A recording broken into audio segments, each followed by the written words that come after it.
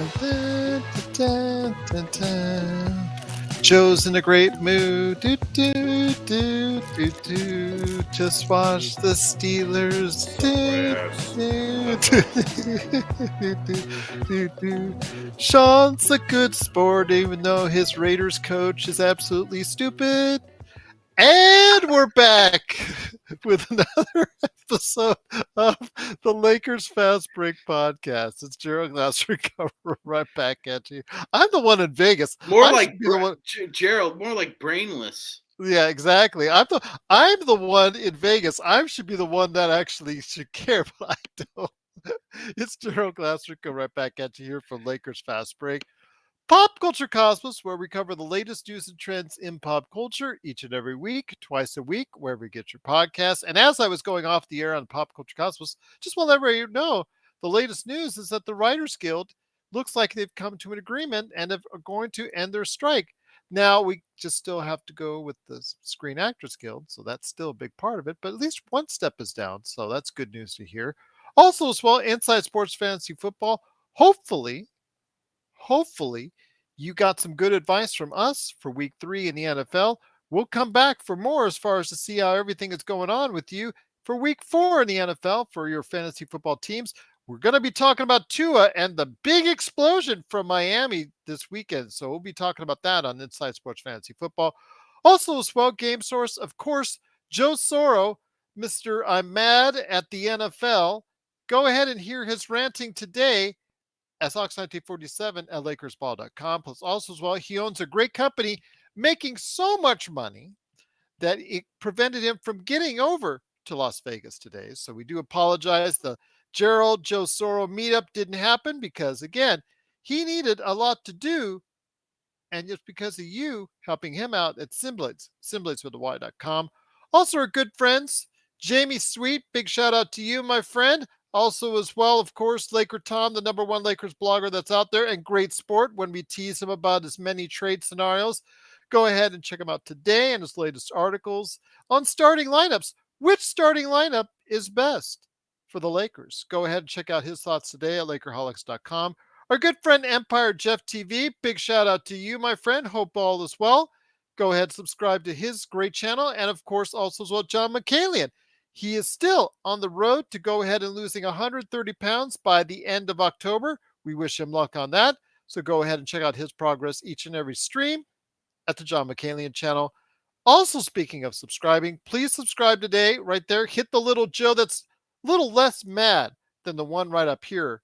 Go ahead and click on the little Joe today to get the latest notifications. And when we go live on the air with the latest Lakers Fast Break podcast, Blue Magic McDaniels is an embarrassment. I just don't know. You know, again, I'm not a Raiders fan anymore, have been for decades, but, you know, earlier, if you saw the Pittsburgh Raiders game, which AKA we've known here in the Lakers Fast Break as the Joe Soro versus Magic Man Sean Grice Bowl, that the decisions that were made. And here today to go ahead and discuss that, plus also as well some great Laker talk. And is it time, finally, for Dame time to be moving on to another team? We'll talk about that as well. But good man is here. First man up, first man angry, first man here. It is, of course, Joe Soro, it's Ox 1947. And Joe, your Pittsburgh Steelers won, but no help from the refs, no help from the league as well. And at this point, the NFL is, I don't know, I'm getting to the point where it's really, really starting to affect my mental capacity to follow football.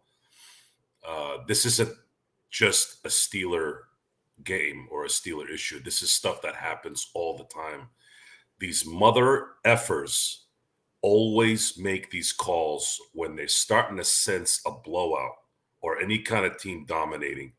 And then all of a sudden a couple plays go and then boom, there's one series away from having the game be close. This is all manipulated. This is all fixed at this point, as far as I'm concerned. I've been watching the NFL for a very, very long time. It is a freaking travesty. The kickoff is a freaking travesty. There wasn't one kickoff return today. Not one. What's the point of having that goddamn kickoff right now at this point? Because you want to save concussions, but you still have turf. You don't give a you know what about their knees, their ankles, as long as it's their head. You got Chubb, who got destroyed last week because no one can hit above the goddamn shoulder pads because it might sort of hit the freaking helmet. Seriously, die. All of you die. I want you all to freaking die. I am so tired of everything at this point when it comes to stuff like this. Either do it or don't do it. Either have it or don't have it. Because you guys can't obviously judge anything. I have never seen a more gentle tackle from a guy running 800 miles an hour in my life. In my life of watching football, I've never seen a safety running full blast doing this and then barely touching the guy and still getting a call on him. Seriously. You, Roger Goodell, and the NFL and the competition committee and whatever the hell committee there is, your product is garbage. You guys are a fixed scumbag piece of shit freaking league. What is it? I don't know what timestamp that is. 6:43. Got it. I got it. No worries. Absolute Go ahead. travesty, garbage. You all deserve to go and die and drown in your money. I mean, this absolute, just pathetic, fixed garbage. I don't know what I'm going to do with football from here on out. I love football. Football's in my blood. It's all I am. You know, you guys think basketball's big in my life too, but football is a whole different game, whole different thing. That's the one thing I wanted to do in my life, and I couldn't. And this is the product now. This is what we have to watch. Go ahead, Sean. Yeah, Joe. I heard I heard the inflection in your voice change on that rant. You're getting emotional, and I understand why, because you just explained it thoroughly. Now, before your blood pressure goes up too high, just remember that this is stupid. You know, I'm kind of unemotional about this because I'm old enough to remember the Tuck rule when they pulled that crap. So I understand how you feel at this point. It was a turning point for you. It really was. You're enjoying the game. You're enjoying defense, and you're enjoying. And the thing is, then you hear stupid comments like, "Oh, they're screwing it up. The Steelers are screwing up." I'm like, screwing what up? They're holding back because they don't know what a tackle is anymore. They don't know what to do anymore. They don't know how to touch anybody anymore. What do you do? This is tackle football. It's tackle football, and the guy even relented at the end, and you still called a roughing the passer call that changed the complexion the entire game. You took a sack away from his career. You took a big game. Who knows what kind of incentive he has in his contract that says if he has 5 sacks as a safety, he might get $250,000 bonus. Who knows what happened there, right? This is how they destroy people. It's how they destroyed this game, and we're just eating it. I think that's the problem. Is I'm still watching it. I don't want to anymore. I love my team so much. That's the only reason why I watch. Otherwise, this is just pure garbage. How many kickoffs went into the stands? Why do you even have a kickoff? Why have football anymore? It's absolutely just things have changed, man. Everything is crap. Everything is mediocre. Everything. I just feel like everything is mediocre. There's nothing that's good. It's always some bull crap with everything. I'm sick of it. I can't even escape the bull crap just watching sports where we can just relax and enjoy the game and enjoy the competition. No, we have to wait for some little thing to happen so you can screw everything up. I'm tired of it. I'm sick of it. I don't care how old you are. I don't care how young you are. I had nothing to do with that. I got a bunch of runt cousins who call me a boomer because I say certain things. And I'm like, man, I know more about technology. And I know I whoop your asses from here to the end of the street. That has nothing to do with anything. That has nothing to do with anything. Complaining when it's legit is not a complaint. It's a concern. This game sucks. Football sucks. They're making it worse than arena football. And it sucks. It just sucks because it's it. This is it. This is the most just garbage shit that I just cannot handle this anymore. I can't. I was trying to enjoy the game, the competition and things going on back and forth, and then a couple of calls just completely ruined the game. Every goddamn time it's the same thing. It does seem like that's the case. I mean, it's a hindrance. The game is supposed to go ahead and be flowing. It's supposed to. It threw me off. Like I didn't care. After that, I did not care. I seriously did not care. I was like just watching. I was just sitting there. I was going back and forth on Access Spectrum after the Dodgers won the game today. I mean, I'm so over this crap. It's like everywhere you go, there's always some BS somewhere doing something that's jacking something up. I don't know. It's just frustrating. I don't know. I don't know. I don't know. And his team won. Remember that. His team won. Thank you so much, Intel Wild, for the comment. Truly appreciated. Intel Wild says it's now become soft tackle football. Do you agree with that to a sense, Sean, about what Intel Wild said on the super chat? And again, thank you so much for doing so. Sean? Yes, I do. I do feel that way. It's been like that for a while, in my opinion. The competition committee and the rules committee have slanted this game more towards offense, which is fine. That's understandable considering that you want the most eyeballs watching entertaining games. However, if you don't like a 9-6 or potentially a 13-9 NFL game, don't watch the NFL because that can happen as well. And I'm just as entertained by a 13-9 game as potentially, a 35-28 game, Gerald. Go ahead, Joseph. I am a problem. I am a problem because I'm in 3 fantasy football leagues and I watch every game. This changes next year. I will not be playing fantasy football after this year. I'm not going to support this garbage anymore. I'm done. And I don't know what I'm going to do. Everything I can to watch the Steelers play, and that's it. I am not going to support this trash. F you, got Roger Goodell and the competition committee and all you greedy a-holes. I hope you all choke on that money, choke on every rule that you pull out of your ass. I'm done.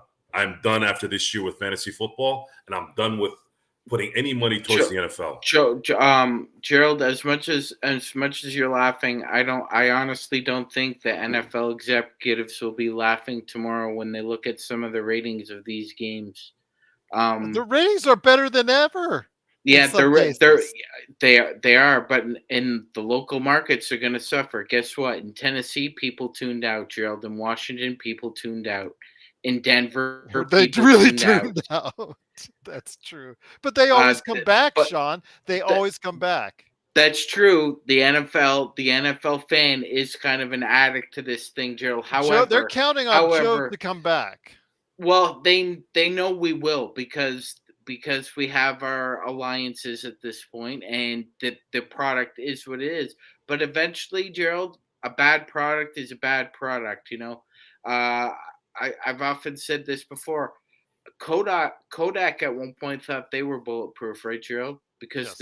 they were the only game in town as far as that was concerned, and then the smartphone happened, and their business model blew up. You're right, though. They're a huge corporation, but there's a lot of terrible product today. There were a handful of games in both the early slate that were just god awful, and then Joseph was alluding to the fact that on the actual game commentary, even Chris Collinsworth noted, "Oh yeah, a lot of those afternoon games were like 1 or 2 touchdown leads, and then they became close at the end because this is what the NFL is now. It's like they're actually telling you what's happening, and because there were a few games where the scores didn't even dictate it, like 23-18. That game was not 23-18, not even close. The 70-20 game, oh my God. Just on another topic, the most arrogant man in football is eating a ton of crap tonight, and I, for one, couldn't be happier about that. Sean Payton deserves this. He's the jackass who called out a previous head coach of that franchise when he wasn't even there, had no idea what occurred in that situation. All he did was hear secondhand thoughts from the Waltons. And he decided he was going to let the world know what he thought of Nathaniel Hackett. Well, now Nathaniel gets the last laugh, Joe, because he sees what actually has happened. Russell Wilson is washed. He's not an elite quarterback anymore. Well, he started off the season the first 2 weeks, so pretty good, actually, to be honest with you. It's just this today, he just looked like he was, and the rest of the team. The whole, it was a disaster for the Denver Broncos today. I gotta be honest, Gerald. As far as the passing yards are concerned, I'm sure like that's correct.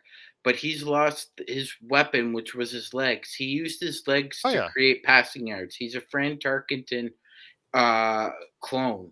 Once Fran's legs were gone, Gerald, he became a completely different quarterback, and the Vikings suffered as a result. And the same thing's happening in the Broncos. Joe, do I you mean, do you disagree? because he's 6 touchdowns, 2 interceptions. So as a Russell pocket quarterback, he's still Russell average. Wilson is a serviceable quarterback, but he's Yeah, not being average. paid to be a serviceable quarterback. He's paid to be a franchise game-changing quarterback. Good point. Yes, excellent Now, point. when you talk about the Waltons, and this is part of the problem in the NFL, is they've allowed a bunch of retail hacks to run a football team. That's what they do now. Every new owner that comes in has to be some person that owns $80 billion now that has no idea how to run a football team. And this is your result so far, right? Yep. You I hire think Sean Payton. yeah. Go ahead, Joe. You hire Sean Payton thinking, oh, this guy's going to help us run everything, right? I don't know.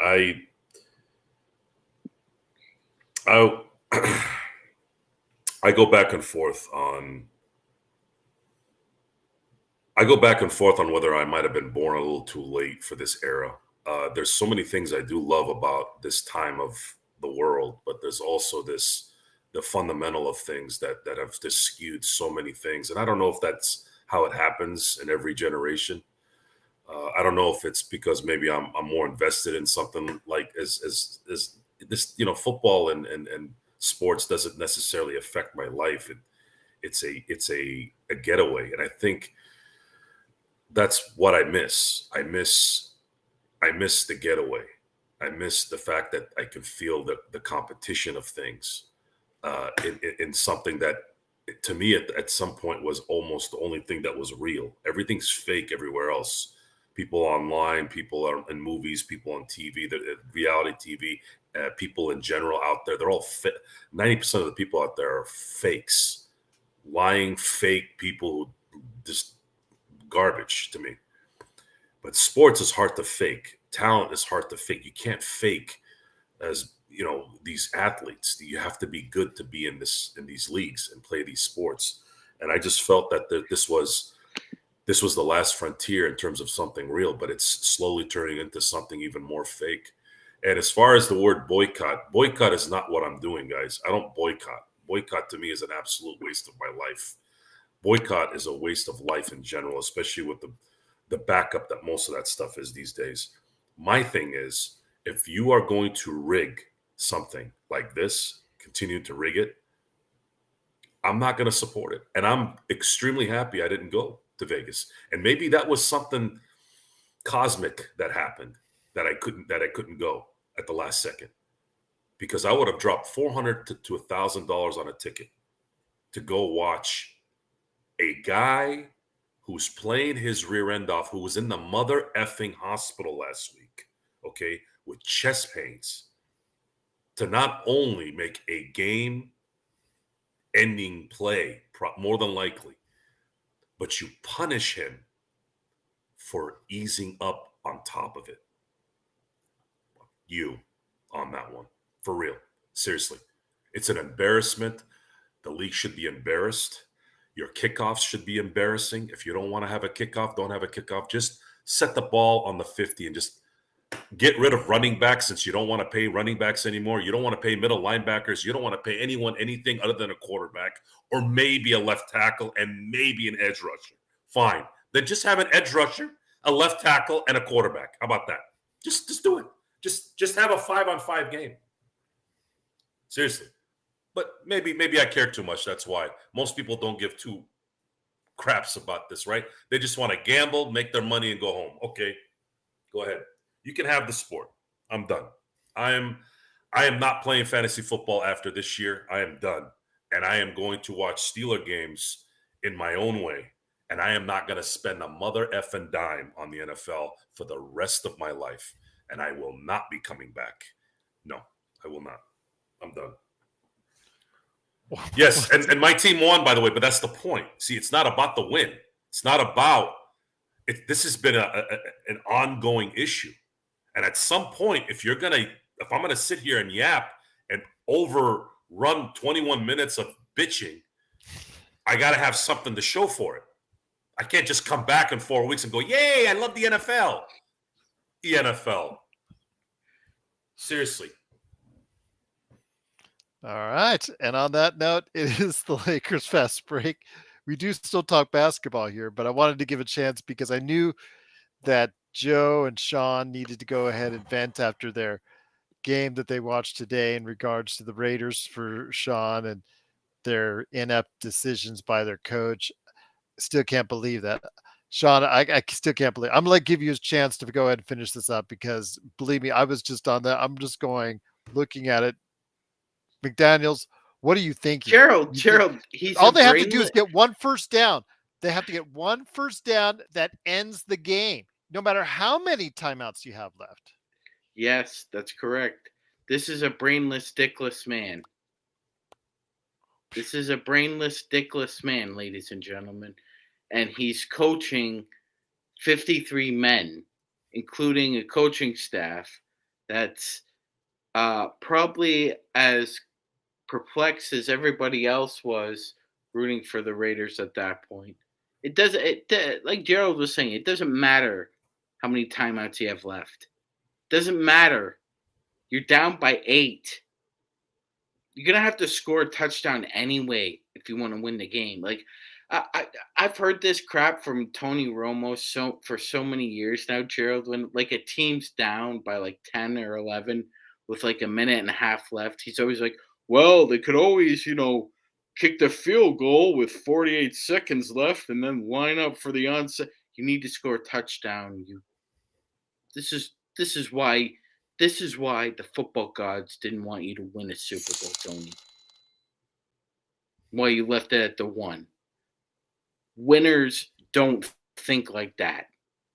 It's not about what can happen next. It's about what's happening right now. And right now, you're down by 8. You need a score. Go for the score. You brainless, dickless, riding off Bill Belichick's fart fumes for years now. You cannot coach in the NFL, McDaniels. You suck. I just thought I couldn't believe it. That was a mind-boggling, stupid decision. All they have to do is get one first down. That's all they had to do, and they did. That's all they needed. It doesn't take a genius to understand that was the case. But you know what? That is, I guess, what happens in the weekend in the NFL. This week was just a crazy week with a lot of things going on, including the Joe Soro, Sean Grice Bowl here in Las Vegas. But it is the Lakers fast break. Getting back to basketball here, Alan Gervais says Teams need to stop signing off Belichick's team. Brady was a big reason why they won. A good point there. But all of them, all of them. I remember once that no word of a lie. There's an actual video of this. Matt Patricia built up, right, Joe? Built up. He went to rocket science school. He was looking at a laminated play sheet with a pencil on his ear. You can't make this stuff up. A laminated play sheet and you have a pencil in your ear. What are you trying to prove to everybody here? What is that? I agree with Alan. I do want to mention Intel Society Wild has sold out, and maybe they've always sold out, but I felt like there was a little bit more. Maybe I was naive as a child, or maybe I've been reading books from back in the day a little bit more. But there was a time when it wasn't just all money. And I want if there's any NFL players that are watching, this is your fault. This is your fault. Before and after and during and past, this is your fault. You actually thought you weren't going to get hurt banging your head over and over again. You needed some doctor to tell you that you're going to be okay or you're not going to be okay. And then you're complaining about your contracts when you had two opportunities to bury these owners. You see how the Writers Guild people, you see how the actors are look what they're doing. That you think those guys make any money?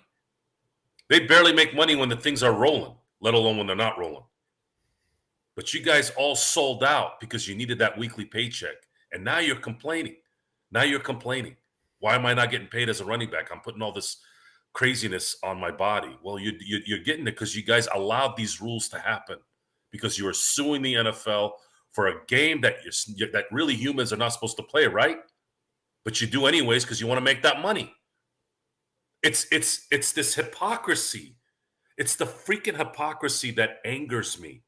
Be all the way about it. We're not all the way about it. We teeter in the middle about everything. So we can accommodate every mother effer on each side. Why? Some things are black and white. You do or you don't. Okay? You suffer the consequences if you do it. If you don't want to freaking do it, don't do it.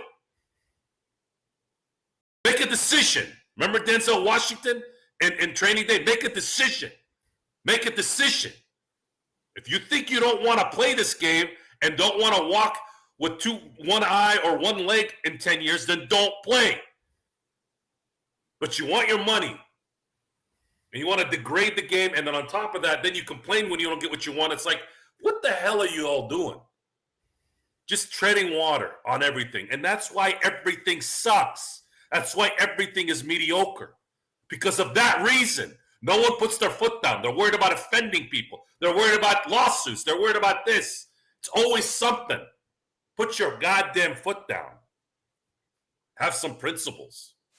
Have some mother effing principles in your life. If we're going to learn anything here, the 20 people listening on this at the very least, or however many people listen to this show, this is what it's about. It's not really about the football game. It's a microcosm of everything.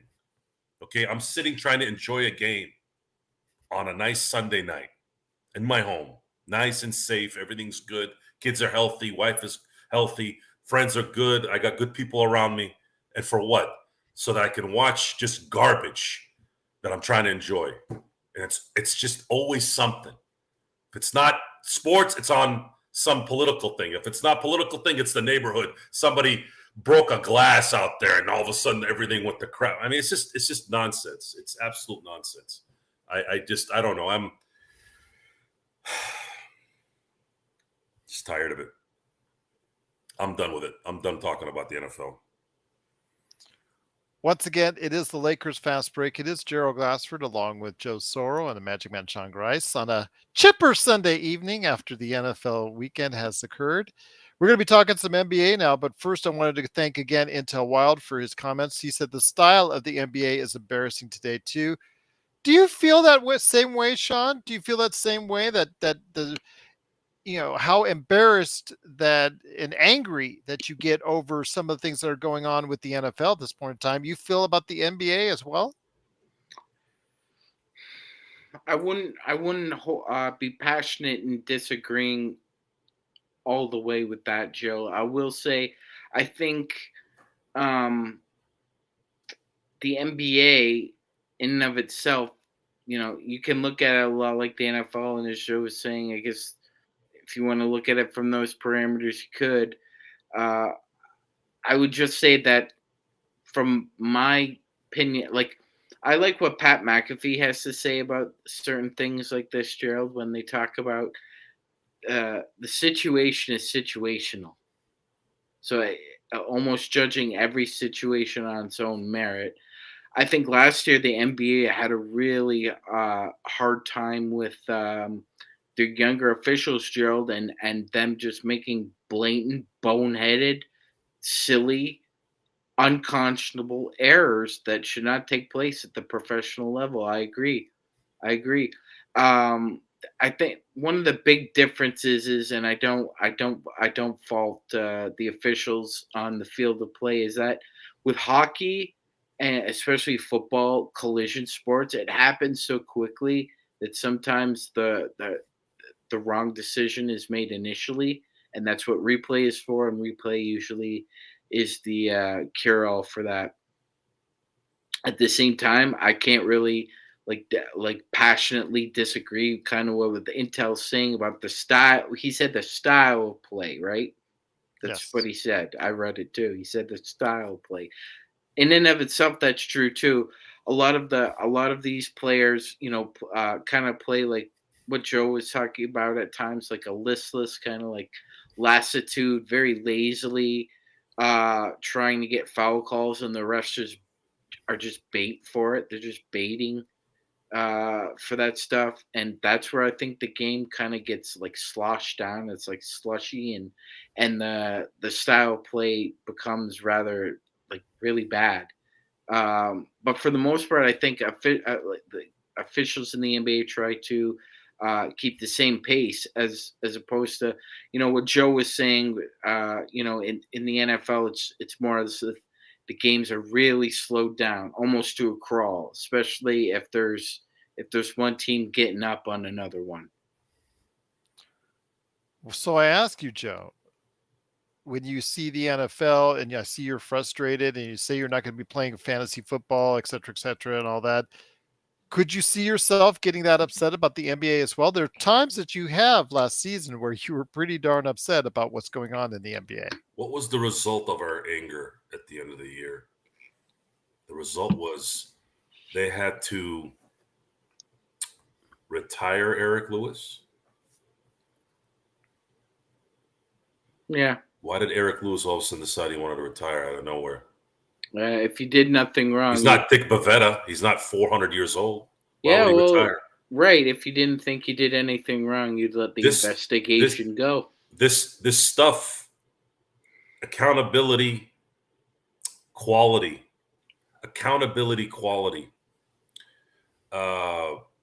tit for tat.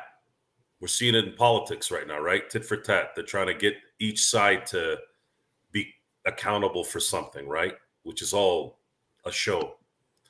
We allow this to happen. We, as in the people, we allow it. Me, I allow it. We allow this because we support it.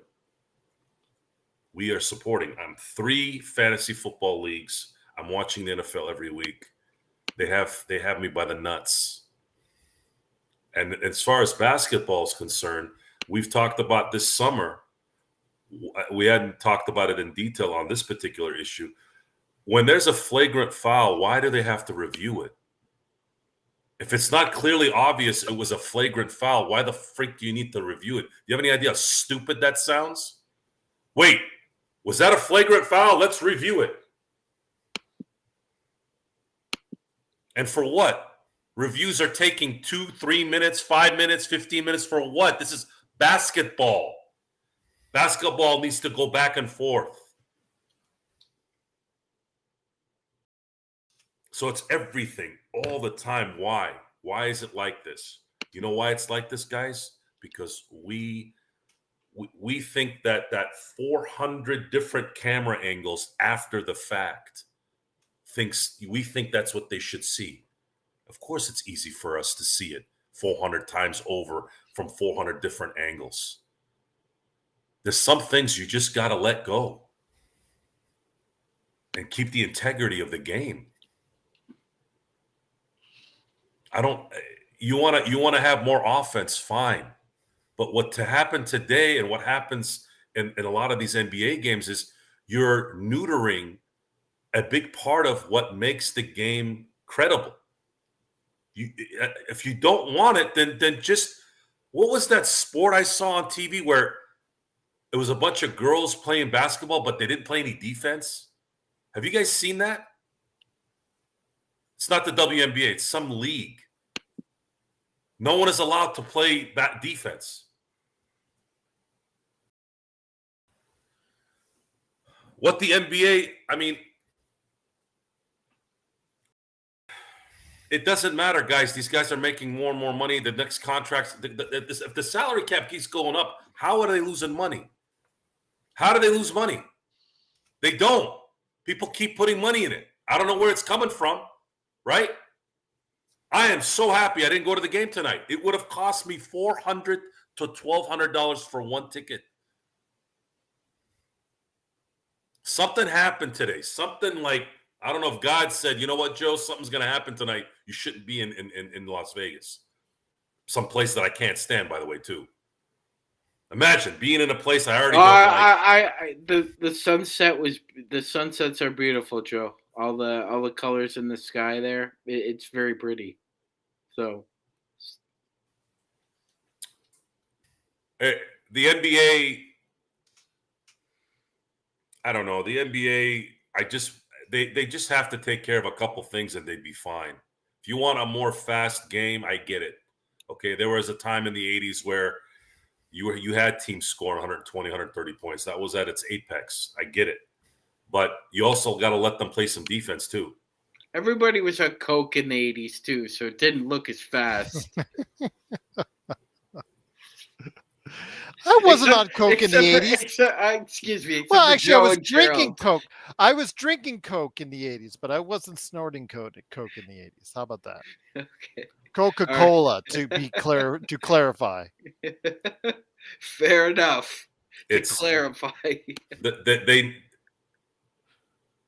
I think I just find it comical that we're putting all these in-game tournaments and we're trying to gimmick a play-in and all these things, and they're not even taking care of the things that actually people hate. So let me ask you this. I mean, go ahead. I'll let you finish up. Yeah, I'm trying to transition to what we were going to talk about here with the in-game tournament. I know we're going to discuss that, but that's the point. My point is you're doing all these gimmicky things when you're not even taking care of the basic stuff. Like, stop having these 45-minute reviews and stop calling a flagrant foul on a guy who's trying to block a shot. A flagrant foul is Andrew Bynum putting his elbow into J.J. Barea's throat, or Kevin McHale clotheslining Kurt Rambis. That's a flagrant foul. Bill Laimbeer punching Larry Bird. That's a flagrant foul. Not a guy going up in the air and it just so happened his elbow hits his head. Like, common sense. Isn't that just common sense? Like, it's mind-boggling to me. What are you trying to stop?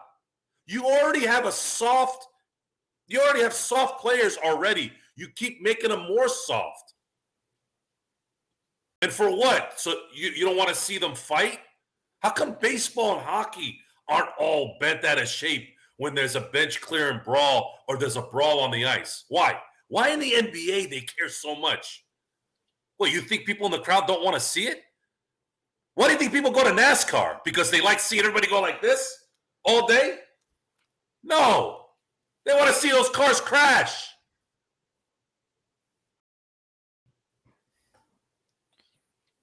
Depends on the track, but you're right on that one.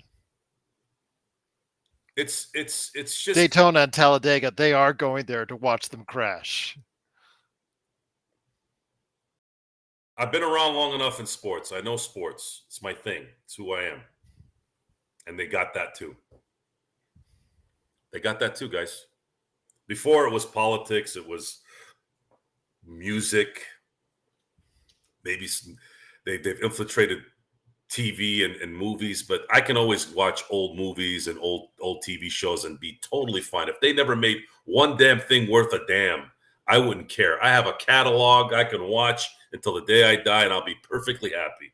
But the problem is with sports, it doesn't work like that. I mean, there's only so many times you can watch Super Bowl 43, Super Bowl 40, 2000, and I want this is sports. It changes every year, and I think a lot of the pain right now is that these mother effers have destroyed everything about sports. They've turned it into mainstream garbage. In Formula One, though, Zangerstein, you're just watching Verstappen win. Isn't it the Verstappen League? I think they're just going to rename it the Verstappen League because he wins every time. Oh, and I'm not even kidding. Yeah, no. So Magic Man, he's still got a long way to go yet to catch Schumacher and Hamilton. But if you're winning 20 times a year, yeah. if you're winning 20 times a year, really, you won't be that long. No, but you're right about that. I can't wait till he comes to Las Vegas and wins here as well. We're way behind on getting it already, but just might as well just sort of give him the trophy. Tennis figured it out. I think tennis is one of the best run things in sports. Who would have thought when Larry Scott left tennis and went to the Pac-12 that the reverse fortune would happen? Oh, what a surprise. So I agree Larry Scott goes to the Pac-10. Is there a Pac-10 anymore, or 12, or what are I think they're calling it the Pac-2. I think they're calling it the Pac-2 now. And those guys and those two schools are suing. Yes. Of course they are. Yes. Intel Wild, thank you again for another awesome super chat. We truly appreciate it. The NBA, MLB, and NFL today is very different from the 80s. I don't think you're going to get anyone to dispute that. I mean, guys, is it a better game or is it a worse game now since the 80s in all three of those leagues, guys? NFL is trash. NBA, the quality of the player is better, but the logistics of the sport are not good. There's not enough. It's become too stop happy. It's too stop happy. It's too many reviews because they're worried about the aftermath of a no call. They're worried about that kind of stuff. But what they did was it's basketball. You can't stop a goddamn game for 40 minutes. For a review in the middle of the game. It's basketball. And then, of course, football, you could add 100 things on what the hell's going on wrong with that. And it's everyone's fault. Everyone ruined football, especially that piece of garbage that sits up top of that league, Roger Goodell. I hate that guy. Hate. And I've never even met him, which goes to show you how much that hate builds. That guy ruined this league. And the owners allowed him to ruin the league, and then the players enabled it. Joe, I want you to do me a favor as a friend of yours, all right? I want you to take some time tomorrow and YouTube South Park Roger Goodell. That'll cheer you up. That will cheer you up. It already did. Well, I know what you're talking about. I've seen it. You broke the rules. I've seen some really good stuff. Well, the thing is, I always use South Park as the whatever. It's a surrogate now in life. Well, what I hear. That's what Trey and Matt have done with their show. It's become a surrogate for just about anything in life now. What? It's funny because when you hear, well, you can't do that now. I'm like, excuse me? You can't do what? Do you ever watch South Park? They do it. How come they're not off air? It's because they have an army. Although they went hard after Goodell, I really thought that Trey showed his chops when they dug into Daniel Snyder. Oh, my God.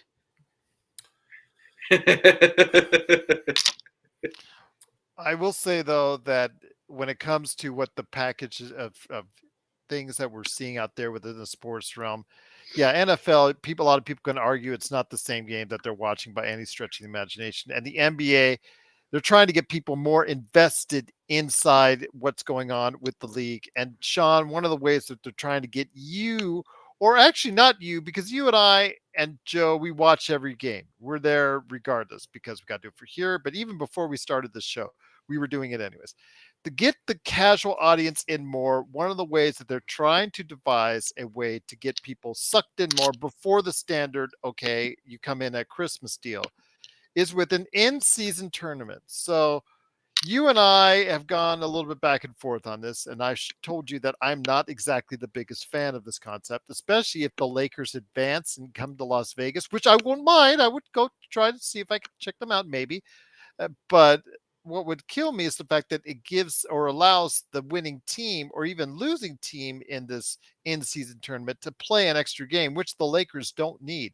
Your thoughts on this? Should the Lakers go all out? Do the Lakers need to go out all out in this in-season tournament thing? And what are your thoughts? What are your thoughts about it? Yeah, so as we see here, Gerald, the so we see the groups here, and so obviously we're in Group A, Mhm. with Memphis, Phoenix, Utah, and Portland.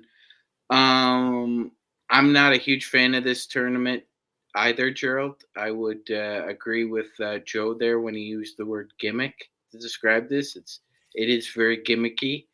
And The play-in considering, was too, but that's a success. yeah, that's become a success. But I think that's more there's more of a romanticism about the play-in drill more so than something like this, right? Because they tried to build it up, and then finally it really popped with LeBron and Steph, and then that's when they realized that it would be a hit. So I- I'm not quite sure that this tournament will have the same kind of cachet as that moment in time.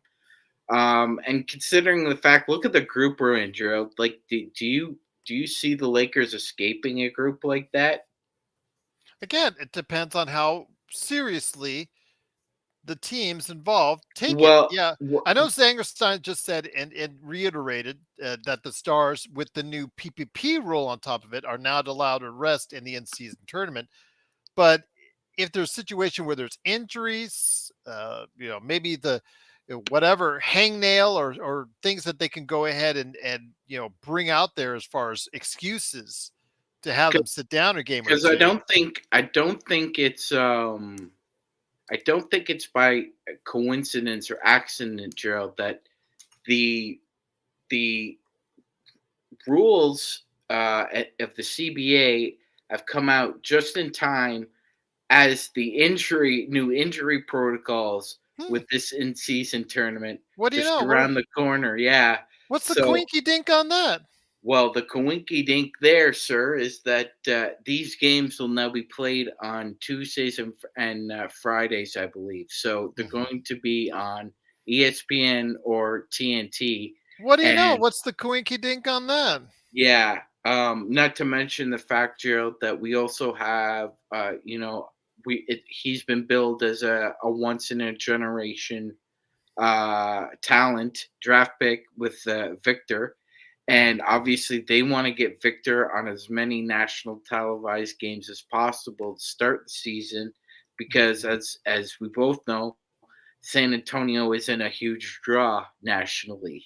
So, uh, little wrinkles here and there, but like Gerald. So if you go back to that group, it's possible the Lakers escape that group. It is possible.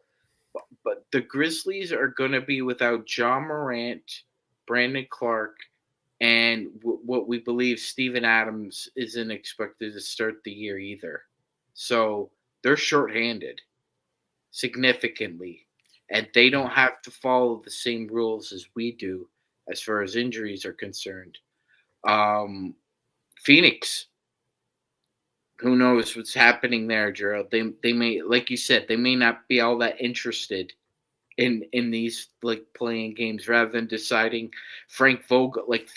I can assure everyone, as we've come to know Frank Vogel a little bit as a head coach, he could care less about what's on TV. And that's the thing I want to ask you guys, especially, and I'll bring it back over to Joe on this. I mean, seriously, they're supposed to be playing, Joe. They're supposed to be required to play because they're national TV games and the new PPP and all that. But will that really stop from the mind games or the games that says, oh, he's got an arthritic knee, he's got a sore knee. They all have sore knees by this point, so they all can go ahead and sit down. They all can have games where they're not as hurt as they are saying they are, and they could be sitting down these games. Your thoughts on this? Because will the in-season tournament be a difference for the NBA this season? Gambling wise, yeah. Okay. That's it. And that's all they care about. All this stuff we're talking about is all because of gambling. Mm-hmm. And this is your result. They know that there's going to be more eyes on it. They know that it's going to get more attention, and that's it. As long as they have that, they don't care about the quality of it. Intel Wild, great comment again on our super chat. NBA, MLB, and NFL from the 80s is almost unrecognizable. I'm not naive, okay? I'm not naive, folks. I want to make this very clear.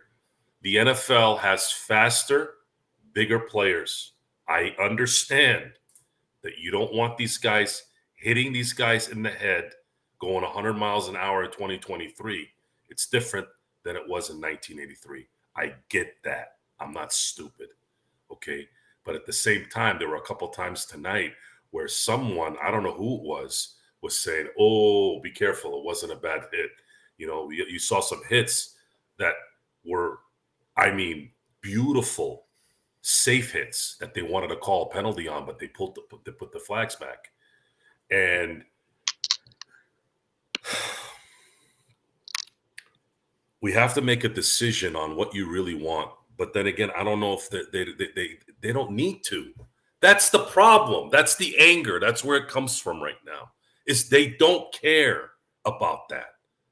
They just care about the numbers and the money coming in. That's it. They don't care.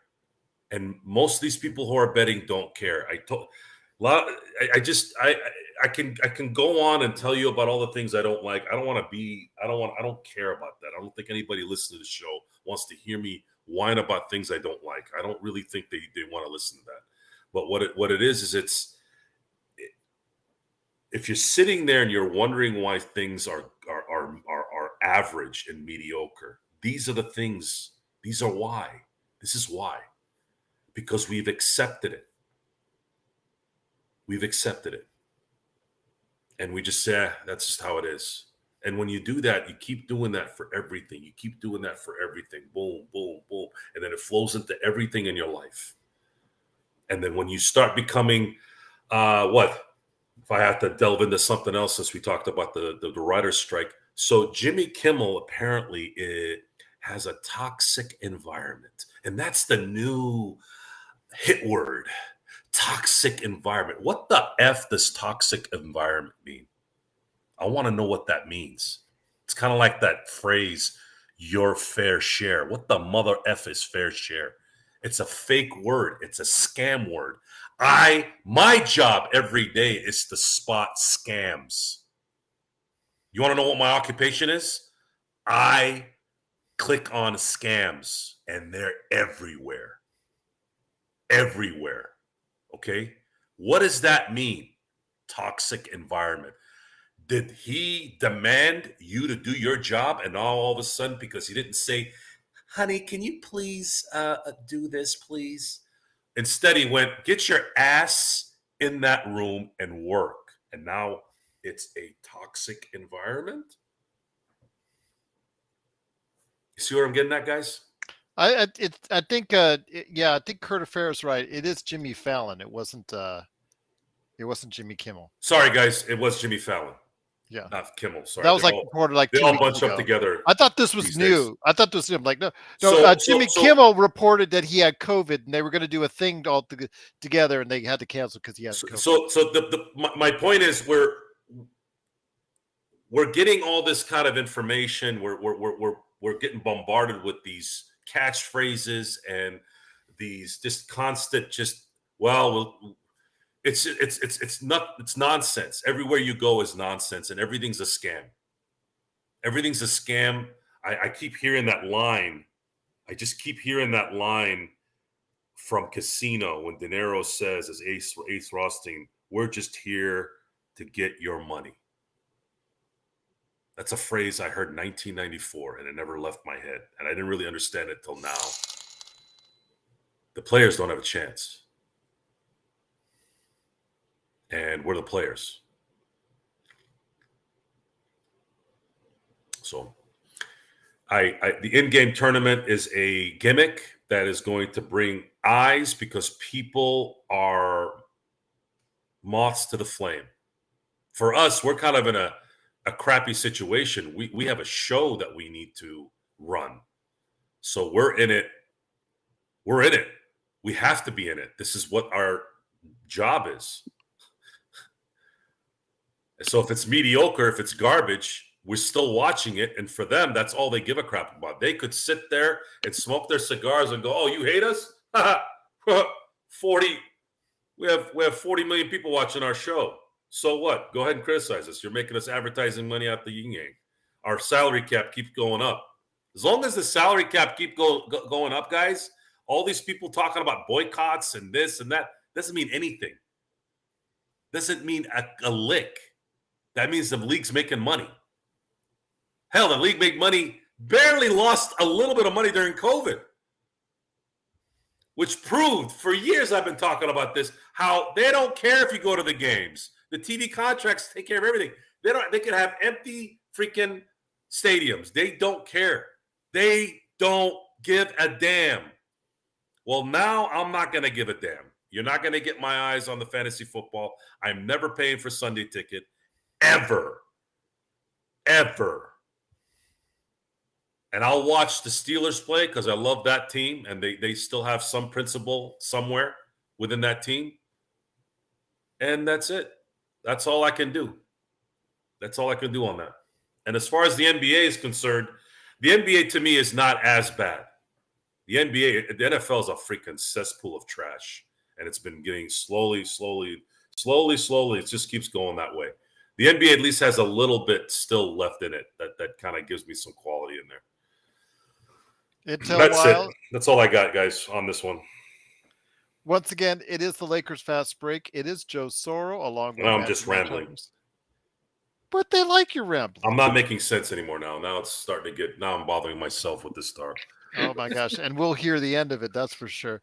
Intel Wild, another great super chat. Thank you so much. I love Gerald, Joe, and Sean. Truly appreciate your kind super chats, as truly appreciated by all of us here at the Lakers Fast Break. Search and Destroy NBA has allowed politics inside, which he doesn't like. I know that it does offend some others. Some people say yes or no. To me, it doesn't matter. I just like the product the way it is. I just don't like the certain things that they have, like taking, like Joe said, 20 minutes to go ahead and review things, and it slows down the game entirely. But so Gerald, in just a quick analysis. No worries, Darren. With Joe around, you can't have an HR person. But go ahead. Go ahead. Joe doesn't need an HR person. Joe is his HR person. Yes, he is.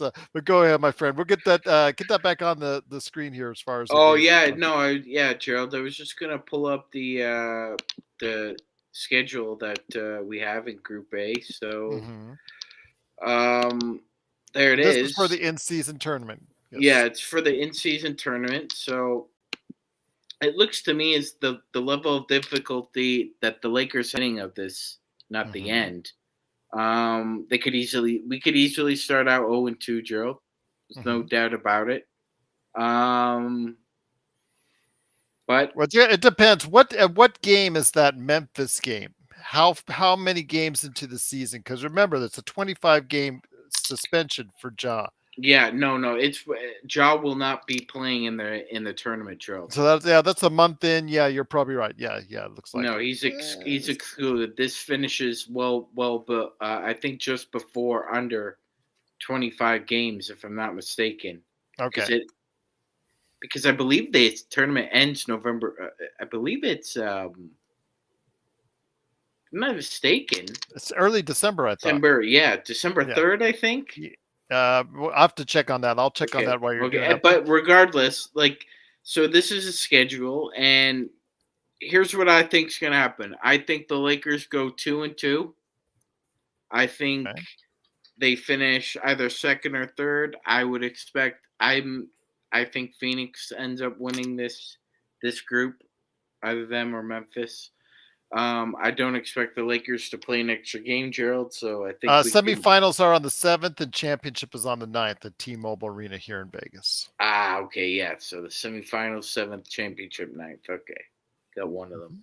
But yeah, I'm with you, Gerald. I don't think I don't expect anybody to really push themselves for this, right? At the end, the gold at the end of the rainbow here is 500K. Now, for a lot of these min guys, an extra five. I'm sure you'd like another extra 500K for sure. Which is why, Gerald, I somehow think that this is gonna end up where one contender ends up playing a bottom feeder in the finals. Like it would not shock me if Phoenix ended up playing Orlando in the finals, or if the Bucks ended up playing the Pelicans. It would not shock me at all. With the we saw can happen with the Pelicans when Zion is healthy. So they would have to be if they were healthy and really humming on offense, you'd have to consider them a threat for this tournament. And again, we're talking about a gimmicky, 4-game tournament here. As you've said and Joe said, Gerald, it's about gaining eyeballs as much as possible, and that includes gambling as well, which I detest talking about, but it's part of life. I'm not going to say anything about gambling because I live in Las Vegas and it pays for quite a bit of the I have city. friends and family who ask me all the time, Joe, what do you think of, like today? My cousin asked me today, what's a lock today? What's the lock? Right? Because I watched Miami and take the I points. said Miami. I said Miami's a lock. Obviously, I didn't know they were going to score 70 points, but I said they're a lock because every time I hear the same phrase, which is, "Oh, they had a great week of practice and they're feeling real confident." When I hear that BS, I'm like, they're toast. So, of course, if Tua can stay upright, he might be the MVP. And for me, going back to principles,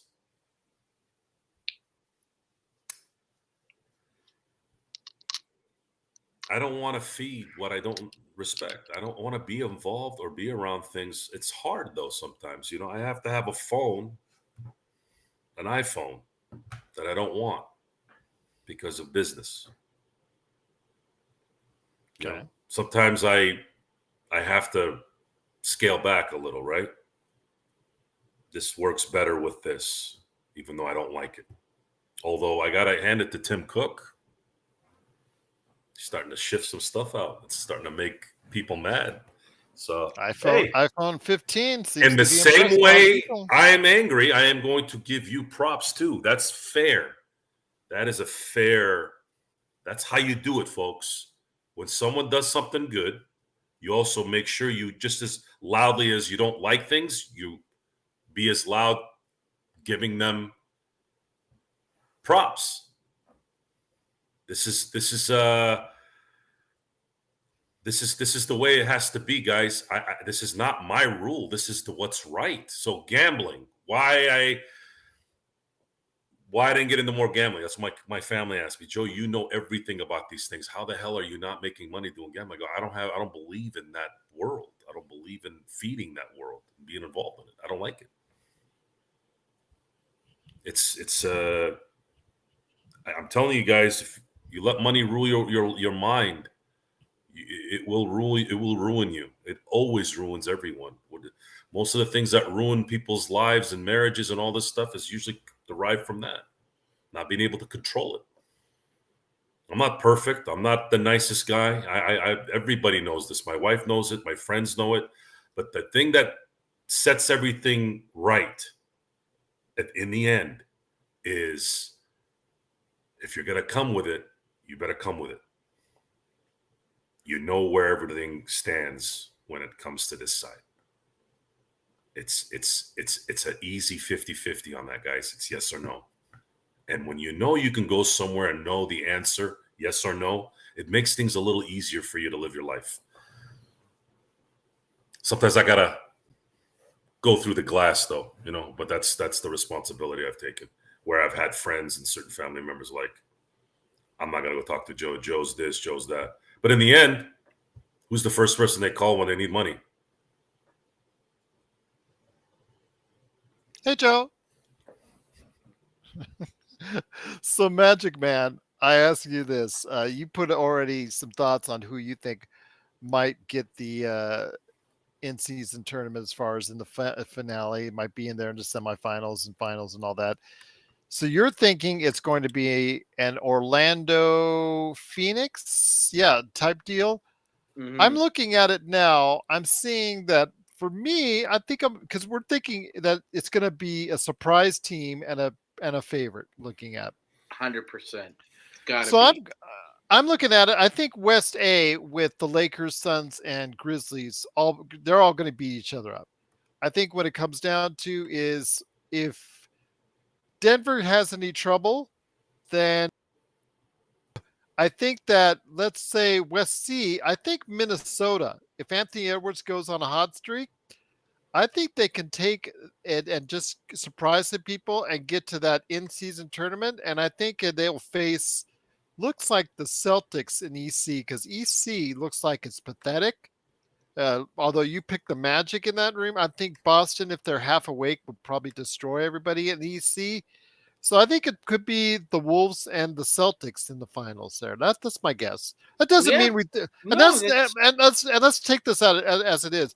This is not a prediction on our playoffs or overall standings for the year. This is just who might be serious enough, Joe, at that point in time of the season because it's still working out the kinks. It's still working out, the starting lineups, the rotations for a lot of these teams. By the time it's still in November, you're still only 1 month in when this thing starts. So we could see some teams not yet really taking it seriously.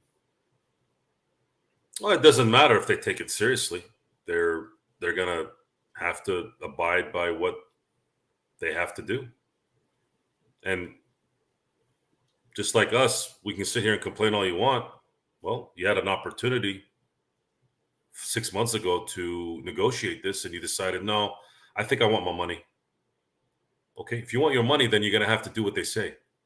And you can't, well, they'll still pull well, that's not fair and stuff. Well, what's not fair is you agreeing on a deal when you could have negotiated it. well. What they also need to understand is that, especially given the fact that this in-season tournament starts at the beginning of the year, and pretty much every one of those games is nationally televised, is that it's not as if your punishment or your fines roll over. It's like if you sit out Victor, you're fine. If you sit him out again, it's double. It's not like it's rolled over. It's not like you can appeal it for like 30 days or till next season. No. A lot of these look, a lot of these front offices spend. There's a story that Andy Ellsberg, who's big in the Miami Heat front office, there's a story that he had like interns going in and out with like those 1,000 papers, Gerald, for the printer, Mhm. because at the time, uh, Pat was wheeling and dealing, and they needed to know what the finances were like on the daily. So that like these guys do not like to spend money if they don't have to. They're not cheap, but rich people, wealthy people didn't get rich and wealthy by just willfully and recklessly spending money if they don't have to. So these guys are going to play. There's no ifs ands or buts about that. And I agree, Gerald. I mean, Boston and Minnesota is just as good to me as salient to pick as somebody like Phoenix and Orlando, or Phoenix and the Raptors, because I agree. I think there's going to be a contending team that is rolling, and they have cohesiveness, and they have a buzzsaw, and they're going to end up in the end with that tournament. And I think a surprise team will too, because there's always a couple of surprise teams at the beginning of the year, and a few of these teams also have players that haven't played in the NBA yet, Joe, which I think in a kind of like an in-season tournament like this kind of gives them an advantage, kind of like a baseball pitcher who comes up who hasn't been seen before. There's not a lot of film on them, these guys, so you don't really know how to play them. So I think that's going to happen as well. Once again, it's the Lakers Fast Break. It is Joe Soro, Magic Man Sean Grice, and me, Gerald Glassford. Thanks so much for watching and listening. Any last thoughts, guys? Right now, the in-season tournament is going to be a major source of conversation come November and December. I don't know how, again, the Lakers will take it as far as how seriously they have a really, deep team of quality players. Again, they don't always fit the right spots. They're not perfect fits, but they're still a quality team as far as depth wise is concerned. Probably one of the deepest teams in the NBA as far as just quality players you could throw out there. Maybe that's enough to get them by as far as an in-season tournament. But again, Joe, would you be concerned of the fact that the more the Lakers go in the in-season tournament, the real risk of having a LeBron and AD playing an extra game weighs on the shoulders?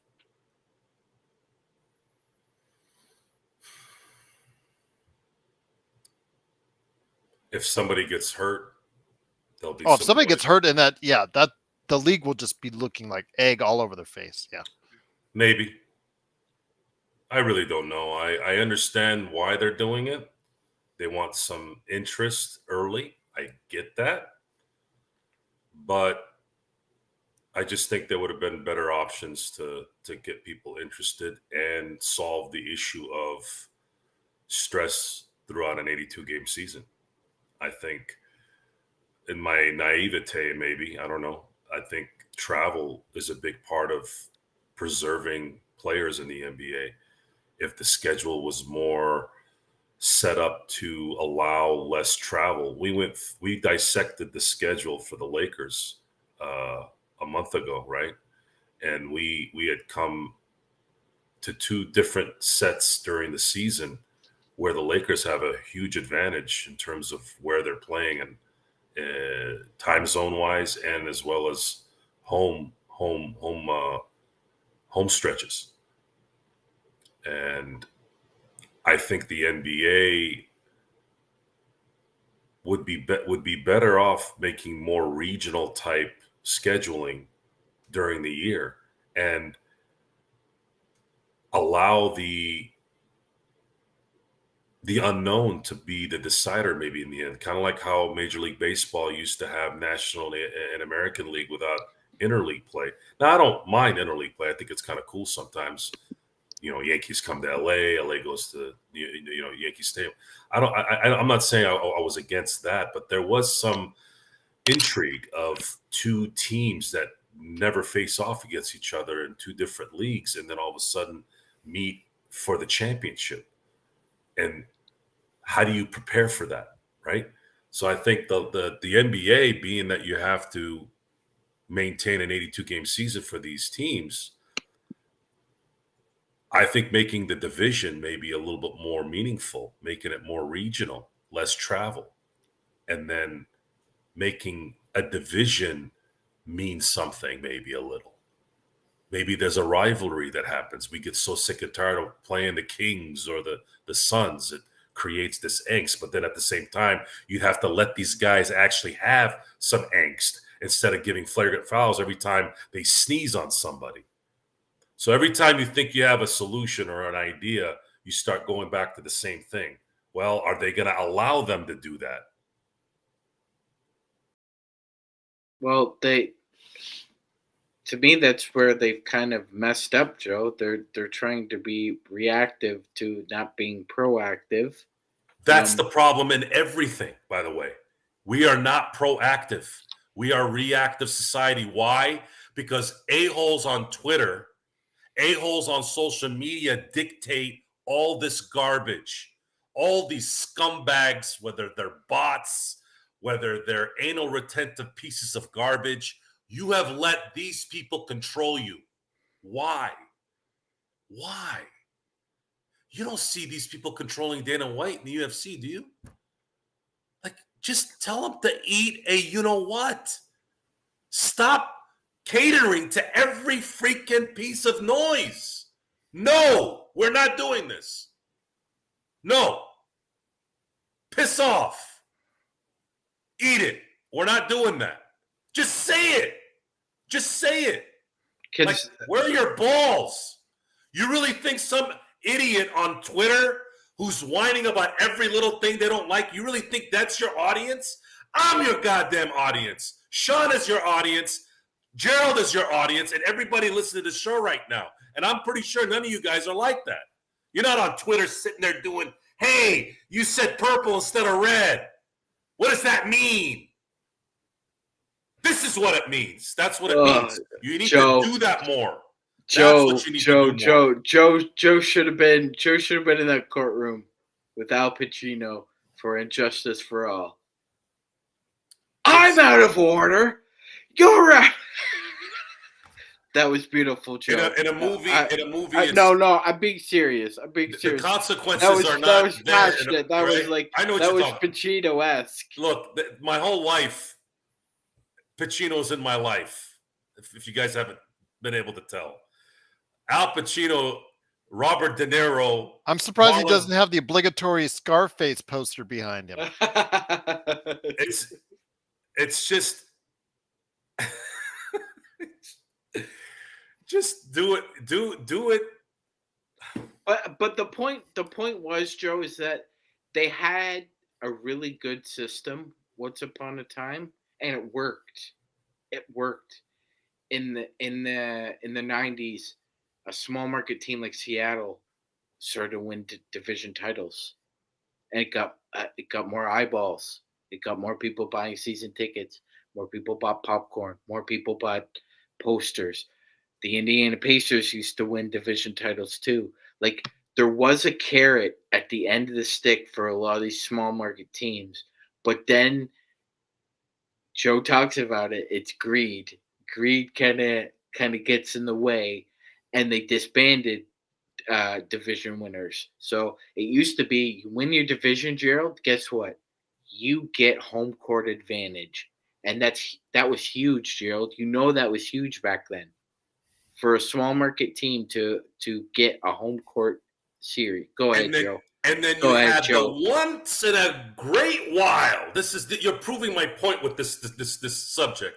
And then this one time out of every 5 or 6 years, it's that one team that had a better record than the division winner, and then they're like, why don't they have the home court advantage?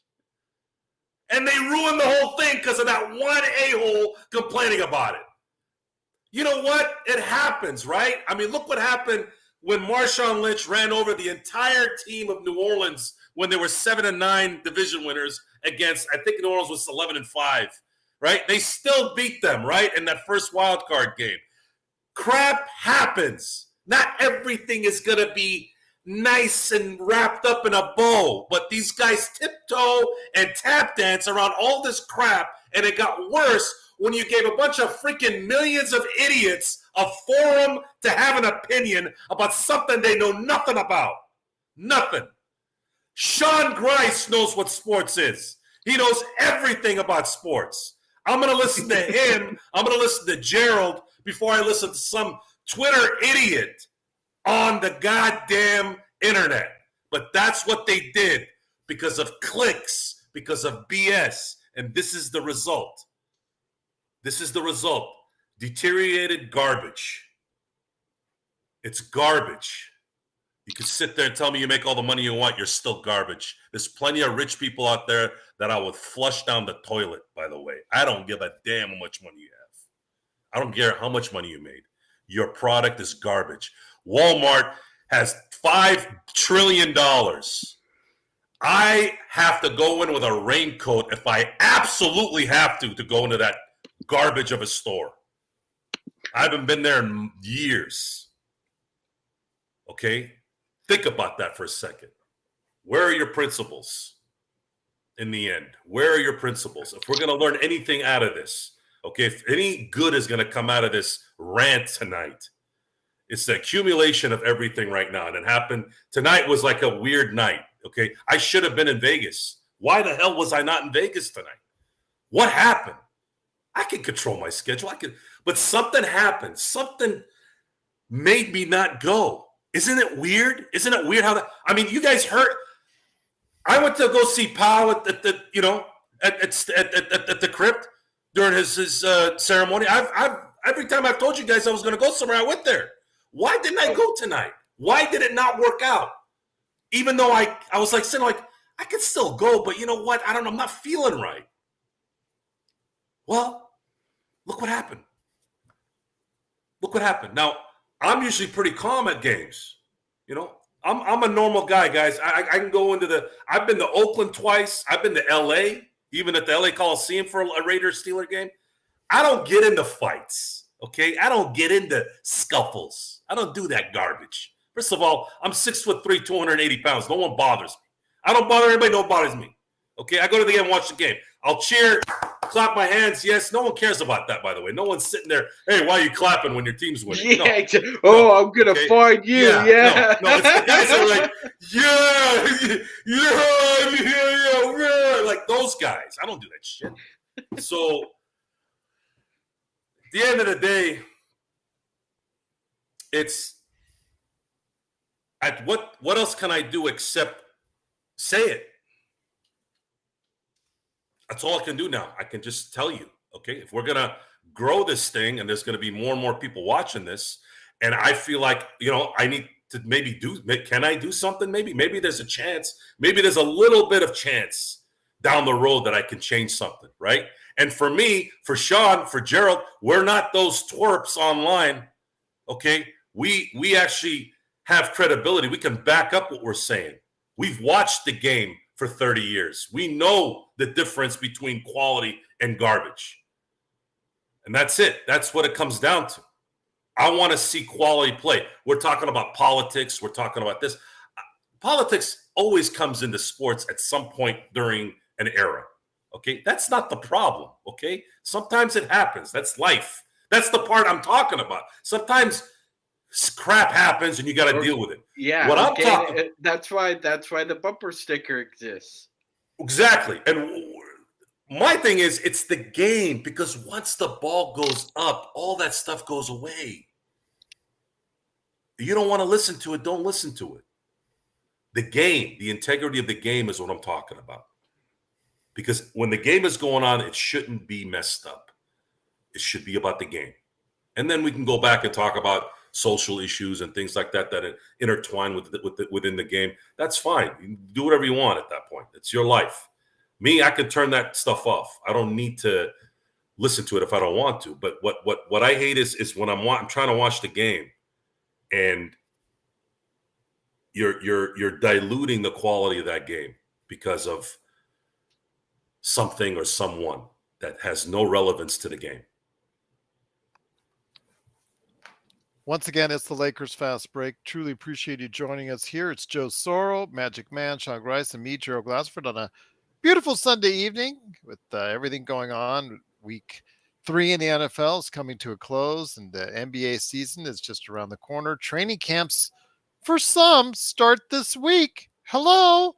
For the Lakers, it starts on October the 3rd, so we're definitely looking forward to that. But before we head it out, speaking of NBA training camps, Magic Man, I'm going to ask you this.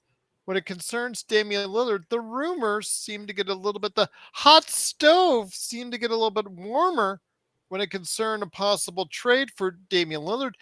And it seemed more and more like it wasn't just 100% fixated on Miami this time around, my friend. No, Gerald. There was a report surfacing now that the Phoenix Suns and James Jones have been speaking to and trying to get in contact with Adam mentioned that in the chat. Yep. With Joe Cronin of the Portland Trailblazers.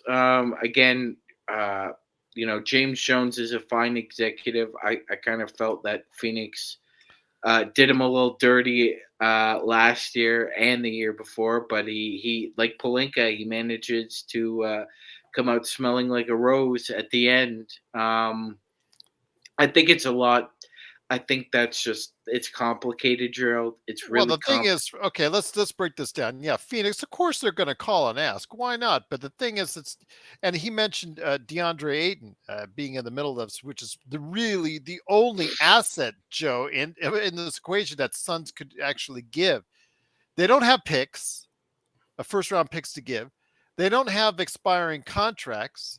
I mean, the contracts expiring that they do have are all like 1+1 for most of them, virtually all of them, minimum values. So they can't even build. I don't even think for the rest of the team outside of their top 3 and 8, they have enough together to afford they packaging. that they would. I don't think they would because I believe after the fourth highest contract, Gerald, there's It's all Eric minimum. Gordon. Yeah, it's Eric Gordon who makes I think about 3.5 or 4, and then I think if it's they all put they minimum. no, yeah, even if they don't, even if they put all of them together, they don't have enough. So, No, Joe, really, how serious is Phoenix in this equation for Damian Lillard? I mean, that's a better deal than the Miami deal. Getting Ayton, I'm not by much, but But no picks. You don't no have the pick. picks. they Second would rounders. have to understand that this is going to be a player swap trade instead of getting assets because they're not getting those assets either from Miami or from Phoenix. The only thing is with Miami is they're not really going to get. Miami doesn't want to give up. They want to maintain their position to win titles. So unless you want to trade Duncan Robinson, Tyler Hero, and then a few others to match contracts, that's all Miami's going to give at that point. And to me, that's not going to really move the needle for you in Portland, even with So Scoopy in there. so let me And ask then you this: you get another shooter. You get obviously one of the best shooters in the league, but you've got another person that needs the ball, and you also have another. You have a less of be able to rebound and block shots. You lose your inside presence entirely. well, So again, it's going to come down Yeah, to yeah, and like the report card is out on DeAndre or Ayton too, Gerald. Let's look at the past of what Portland is like invested in a big man who kind of has attitudinal issues, shall we? Greg Oden. How long did that last, Gerald? not Not too long. long. No, No. Hassan Whiteside. How long did that last? not too Not long. long. Not too long. I don't think DeAndre Ayton. If Portland fans were just completely miffed and angry at the idea of acquiring Tyler Hero, Tyler Hero does about 2 or 3 things that DeAndre Ayton does not do. Um, and one of them is when he's healthy, Tyler plays. When he's healthy, DeAndre decides when he wants to play Gerald and how hard. Um, yeah, it's not going to happen. It's just Cronin doesn't want the picks. Cronin needs the picks. That's the difference. I think the big holdup is that Morey needs players. Cronin needs picks. The big difference is, as we've seen before, Gerald, it's easier to get rid of picks than it is players. I think one hand washes the other in that situation. I think they're both kind of holding each other up uh, as far as machinations of the NBA and trades go. There really is only 3 or 4 teams that can acquire either one of those players, and all 3 or 4 have been linked to both of them. I just think that eventually this is going to come to a head, Gerald. It's a fait accompli. I think eventually he ends up with the Heat because Okay. there's no way the Suns can acquire him for the reasons you offered. And by the way, of course, Phoenix would be linked to any team whose guard is disgruntled, Gerald. Their Well, as guard we said bereft. yesterday, the Rudy Gobert trade destroyed everything as far as the entire market, and the Dejounte Murray trade didn't help as well. That helped, for any Lakers trades that are going out there. And I know Marcus, thank you so much for watching. It's having concerns that we're not talking enough Lakers on today's episode. The Lakers, if they were to go ahead and make a trade, and because they'll probably look into getting a trade at the February trade deadline, the things have gotten worse as far as the trade values because of those two trades, the DeJounte Murray trade and the Rudy Gobert trade. So that makes everything from a Damian Lillard trade to just trying to go ahead and improve your roster later this year a lot harder to accomplish. Yeah, John? absolutely, Gerald, 100%. And obviously, Dame kind of threw a wrench into the plans when he decided to sign that extension, Gerald. So it looks as though, look, you're going to acquire a 33-year-old player who's turning 34 in December, and Gerald, eventually the wheels fall off the bus. I'm really not sure how well his game is going to age, especially now because he has knee issues, Gerald. That's the only thing that I think would prevent him from still kind of being an impact player he was. He won't have the same juice that he had in between 16 and 20. But the fact of the matter is that he's injury prone at this point. Um, and you're taking on a lot there. It's not just the money. It's the implication that, look, he's gonna make well over 60 million at the end of that deal, right, Gerald? A year? Mhm. Around 65, 66. I'll have So to check. Let me go ahead and He's verify going to that. so make Go ahead. 45 this year, 48 after that, 58 after that, and the last year is 63. That's if Yeah, he picks up the contract. which he will. yeah. So he's gonna be In 30. Miami too, by the way, in He's gonna Florida, be he's gonna be 37, if and he goes there.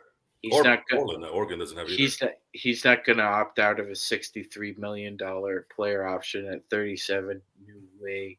So this is really interesting. You're betting on the short term with. I love Dane Drill, you know that, but you're betting on the short term that Well, you it's a can win a short term champ. deal. Yeah. Oh Yeah, yeah. you're betting within 2 years you can win a title because that's the shelf life And that that's why this. Phoenix wants it. They're going all in on their small They're ball. Literally. themselves, yeah, Yeah. If they if literally. if they trade DeAndre Ayton for Damian Lillard, they're battling on small ball, which would make it, I think it would make it, Joe, more competitive for the Lakers to beat Phoenix because they would have a definitive inside presence that Phoenix just wouldn't have if they went for Damian Lillard and they traded away DeAndre Ayton. There would be nothing that Phoenix could do because Phoenix has no assets left to go ahead and get a big man to help them out. Well, as a Laker fan, I'm glad that this came out because Phoenix keeps throwing gasoline on DeAndre Ayton. If you're wondering why DeAndre Ayton is so disgruntled, it's because this team has continued to disrespect him since they've matched the contract that he was given as a restricted free agent. I believe it was by Indiana. Mhm. Like, why do you want me if you don't want me? I mean, we know why, because you can't lose that asset, you can't lose that money, right? But DeAndre Ayton's angst has more to do with the fact that Phoenix has never really valued him the way he feels he should be valued. And to some degree, both parties are correct. They're both correct. This is one of those things where both are correct. DeAndre Ayton, to me, is not a max player. So I understand Phoenix's side on that. But at the same time, if you're going to bring him back, you got to play the game then at that point, guys, so you can have him engaged. And then now this comes out. he's going to stick it back to you. These guys not very few guys care about winning, guys. People generally care that play professional sports, especially now with the kind of money that's out there. They care about money and respect. That's it. Once you disrespect them, they're going to go off on their own and do whatever they want. And they know they got you by the nuts at that point because what are you going to do? You ain't going to just let me walk because that's dead money that you're leaving on the table. So Phoenix supposedly has this new owner who cares about winning. Well, if the rumor is out that they're shopping or they're looking, they know they're not trading Durant. They know they're not trading Booker. And they know they can't trade Beal yet. So it's definitely going to be DeAndre. So now DeAndre's, you don't think if we know, his agents don't know? I mean, they know more than we do. So I just don't, Phoenix, I kind of think Phoenix is a threat until things like this come out. Then I'm like, these guys are not for real. The second a bird flies into Kevin Durant's locker room, you just think they're destined that Pelican he's 40 gonna go. pounds Who just let this bird in here? Is this somebody from Golden State? Like, did Draymond Green send it? Like, they're so mentally fragile, and I got some heat about my response to the Phoenix side of things. Guys, I'm not saying what I'm saying because I feel like I want to just say it. Well, I It think when comes you from said somewhere. Bradley Beal's coming, you thought Bradley Beal should come off the bench. I think that Absolutely.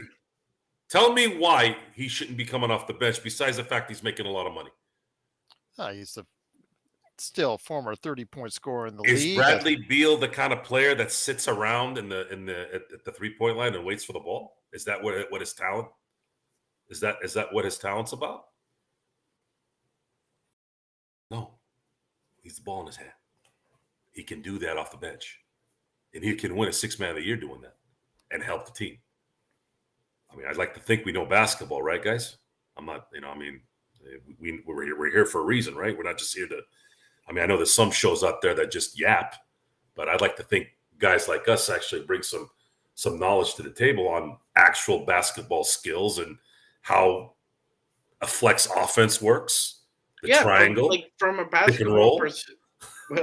From a basketball reason perspective, it's got a point there. I mean, they were just a terrible, terrible bench team last year. Like, they were one of the worst in the regular season, and in the playoffs, it showed up. Gerald, they're really hoping this year that at least one or two of those guys actually play a significant role for them, and they won't be in that situation. But like you said, Gerald, the fact that Lillard is even in whispers that Phoenix may want him to, like Joe was saying, there's something rotten in the state of Denmark there. Like, where's your confidence level now? I'll tell you what, though, there's still to bring another shooting guard, right? Mm-hmm. Do you really need he's a shooting guard at this point, yeah. I don't know. I just don't. These guys think they're playing NBA 2K sometimes. Watch what Denver did last year. Yeah. Watch what the Lakers did in 2020. If you want to see how a team is supposed to be constructed to win a championship. I mean, it's just where we're going to find out either way, I guess. But I think it's going to be a car crash in the end until it's not. Well, I'll tell you what, though, the Lakers are already working on trying to go ahead and build upon last season's success. They're rumored to already be working out already, Sean. I heard various reports. I've heard everything from San Diego, possibly even at the Hard Rock Hotel down there, to other places. Could be all over. So I've heard a little bit of this, a little bit of that when it concerns what the Lakers are up to, but they're already, looks like, together working out. I don't know if it's the LeBron mini camp. Some people say yes, some people say no. Regardless, my friend, the Lakers are already working out together, and that's a good thing to see. It's a very good thing to see. That's very positive, Gerald. I agree 100%. Whether or not there's chemistry on the court, the fact that they're spending time together, at getting to know one another is fantastic. I think that's great. I'm wonderful news to hear, especially considering the fact that as we were breaking down the schedule, I think it's great that we have a heavy road schedule to start out, because these kinds of meetings and activities point to a team that has one goal. It's a squad goals, and that's winning a championship. So I think it's wonderful that they're trying to start off everything on the right foot by getting together and understand what we're trying to accomplish as a group. That's true indeed. So looking forward to seeing what the Lakers will be doing here in a not too distant future in training camp coming up here on the 3rd. But it looks like they're all starting to play together, Joe. It looks like they're all starting to get a little bit more down to as far as the chemistry going, like Sean has said. Are you encouraged by the reports that the Lakers are already working on I'm, I'm things always already in, together? I'm always encouraged when team chemistry starts before they're supposed to start. I think everyone understands, and this is a stark contrast in what we just discussed with the Phoenix Suns. So, what did Rob Pelinka, Jeannie Buss, and company do this summer? They took care of their people to the possible detriment of future situations, even, right? Anthony Davis has a habit of possibly not being able to finish off seasons or play a full season. You have Rui, who got a contract that some might have said might have been an overpay. It's not that I, much, though. no, It is. no, it's not.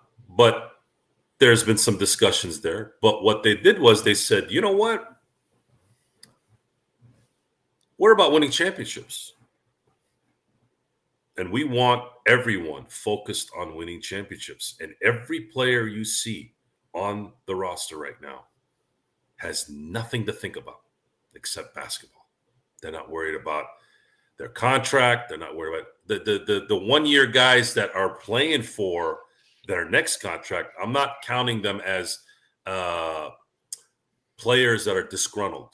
Those guys have something to prove, right? That's fine. That's normal. That happens. You can't have everyone always signed on a 15 player roster. That's always going to be a few out there on their last years, right? So, but those guys, with the exception of those guys, everyone else is comfortable. Everyone. So now they can just focus on, guys, I got my money, I got my bag. Let's hit it. Let's go win a championship. And you have two other guys that are all-time greats whom still have something to prove. LeBron might be a championship away from supplanting the greatest player of all time. Anthony Davis still has unfulfilled potential. And then you have somebody like Austin Reeves, Rui Hachimura, these guys saying, look, we want to be the third and fourth guy with those two. And then, of course, Gabe Vincent, Prince, and maybe Reddish might come out of his shell. Maybe Christian Wood says, I'm going to ball out so I can get my next guy. Who knows? But they're about in a perfect position right now to be focused on winning basketball. How they end up winning?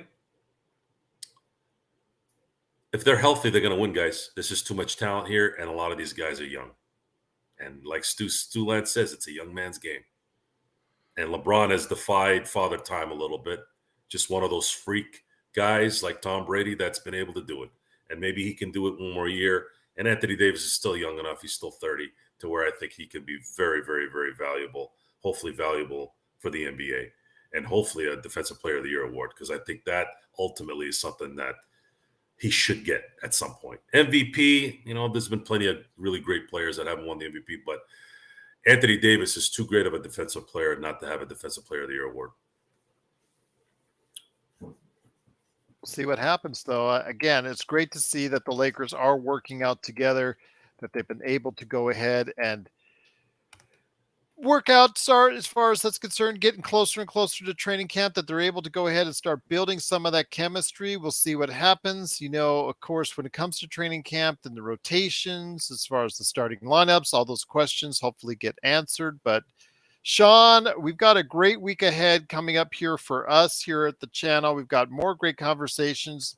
I know Marcus may not be happy the fact that we're doing more team previews around the around the league, and they will not necessarily entirely focus on the Lakers 100%. I mean, they obviously all the experts we ask or we'll share their opinions on the Lakers, but we Well, I'm do going to have tell Marcus. Marcus has a viable point.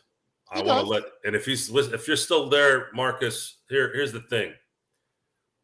There was a month last year where I didn't rant because I didn't have a reason to rant. The Lakers were winning after the trade deadline, but the audience asked for it, and you've heard me say this a few times on this show. We do stuff because they asked for it. We're here to entertain the audience. If the audience wants it, the collective, we are going to give them what they want. There's always going to be one or two people that are like, I don't want to listen to this. It happens. Guys, I don't like listening to myself 90% of the time. The other 10%, I do want to listen to see what I said. If I could say it better, more articulate, better information, critique. That's how you get better. But you all have to understand, everything we do here is because the collective wants it. And because of the collective, it's why we have a show. That's the bottom line. That's the easiest way I can explain it. Ranting about the Steelers, ranting about the NFL, obviously that's not something anyone really expected, but people still get entertained by it. I mean, I visibly saw people engaged. We all were engaged. And I think it's important. I think it's important that we discuss the stuff that's going on in these leagues because it's about the integrity of the game. It's always great insight. I mean, our last one, Sean and Joe, I know you weren't there for it, Joe, but I hope you got a chance to check it out. You were there briefly, I believe, in the comments. But Dodson from the New Orleans Pelicans, not only giving us great insight on the Pelicans, his thoughts on the Lakers, but just to see exactly what it means to him as far as the Pelicans and his life covering them for the past few years.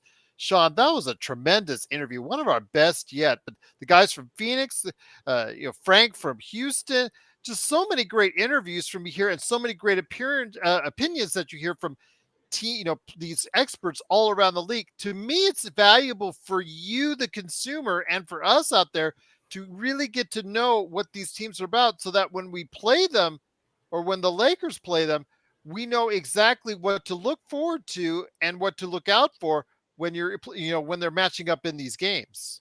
Yeah, 100% drilled. I agree, and I'm with you.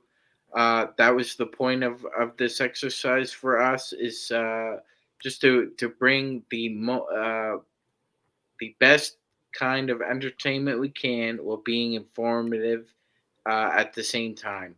I think that when it's all said and done, a lot more people will be looking at those videos in December and January when we're playing the Milwaukee Bucks, or we're playing the Phoenix Suns, or we're playing the Chicago Bulls, just to get a sense of what to look for, as you said, Daryl, and what matchups would be important as far as the Lakers are concerned. And I'm with you 100%.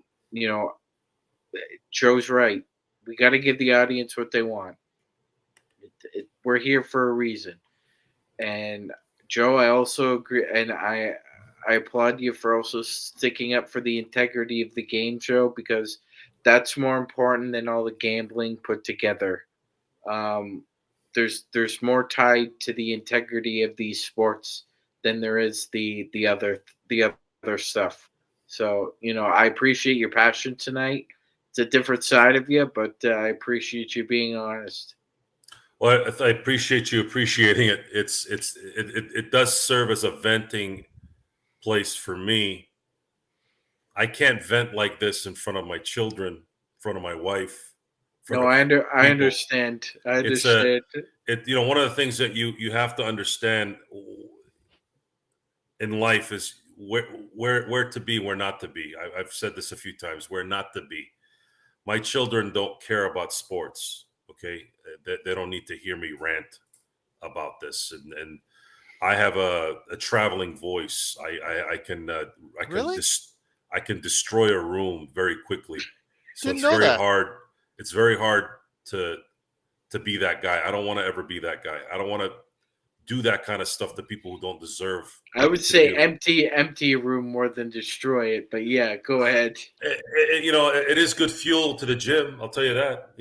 There's been times where I've gone to the gym, had some of my best workouts because of the frustration. So there is a benefit. There is a way you can flip it.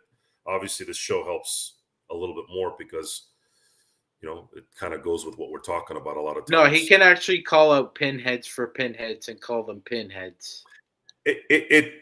We're invested. We've been invested in this for a very long time. We have a say. I believe we have a say. And we know what was good and what wasn't, what isn't good. That's the part that's. So we talk about some of the guests we've had on here. Our Phoenix crew, our new Pelican representative. He was great, absolutely terrific. His backdrop was amazing, by the way. Just the backdrop alone was great. This is the part, guys, where when you start coming back and wondering things, you better come with something, because we're bringing the guns, we're bringing the ammo. We're not just getting our information from the internet. Even though message boards do play a huge part in understanding team performance and kind of the pulse of what the team's going on, but then we're manifesting the internet words into actual people who actually invest their time in these teams that our team plays, that we are going to follow at least twice during the year, or 4 times during the year, or in that one instance, that 3 times a year. So this is an important part of this show. We want to know who we're playing against. We want to know what's going on, what they're doing on the other side, so it makes sense when we discuss the games. Why is this particular player not playing well? Well, word has it, he likes to eat gumbo a lot. Yeah, it makes sense. Looks like he likes gumbo. There were some other things that were said off screen I can't say here, but I'll just leave it at that when it concerns. Well, we know. There's certain. We've heard thoughts it was awesome though. Well, we've heard. It's common sense too, guys. I mean, you could see it. We're not stupid. We all remember Eddie Curry eating lemon cakes. Okay, so the word is, some players, I'm not going to say any names, I'm sure you guys know who we're talking about anyways, but some guys love basketball, but they don't love the work that it takes to play basketball. See, it's the opposite. That's the anti-Kobe. Yes, and when you look at the career of, I hate to dog on him. I'm not trying to dog on him, but it's the only example I can use. So Kobe has said in interviews before, it's on YouTube, that the hardest guy he had to play against was Tracy McGrady. Because imagine the offensive skill set of Kobe Bryant on a guy that's 6'8" with a wingspan of 7 feet. That's just not fair, right? But the difference between Kobe Bryant and Tracy McGrady is Tracy McGrady played until his talent ran out. Kobe never ran out. Kobe grinded and he grinded and he grinded until things popped. That's the difference. Difference between all-time great and a great player for a 6-7 year period. I'll tell you what, though. Yeah. All right. But great thoughts by Joe. Any last thoughts, Joe, before we head on out, my friend? I want to apologize for those who had to listen to me tonight, who didn't want to listen to the about the NFL and the rants. I know some of you did like to listen, but again, I had it was a weird day today. I was supposed to be sitting next to Gerald today. That was going to be the plan. I was supposed to sit next to him. That was going to be the surprise. But something happened today that was not normal. It wasn't just work. It was weird. It was like I said, it was a cosmic thing, like telling me not to go to Vegas. And I said, okay, I'm listening to whatever's telling me not to go to Vegas. And boy, did I get it right. Because if I had left there dropping that kind of coin on that product, I would have been very angry at myself.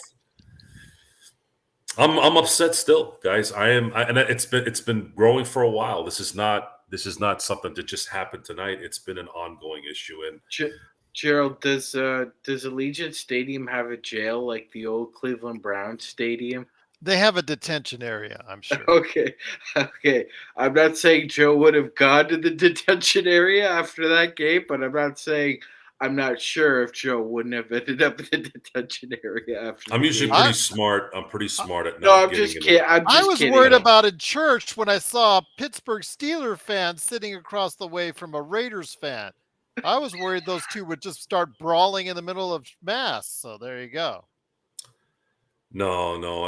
I'm one of those guys that Father, show Son, up to Holy church Spirit, for. beat the guy up. That's what I was worried about. Like I told you guys, I don't do that crap.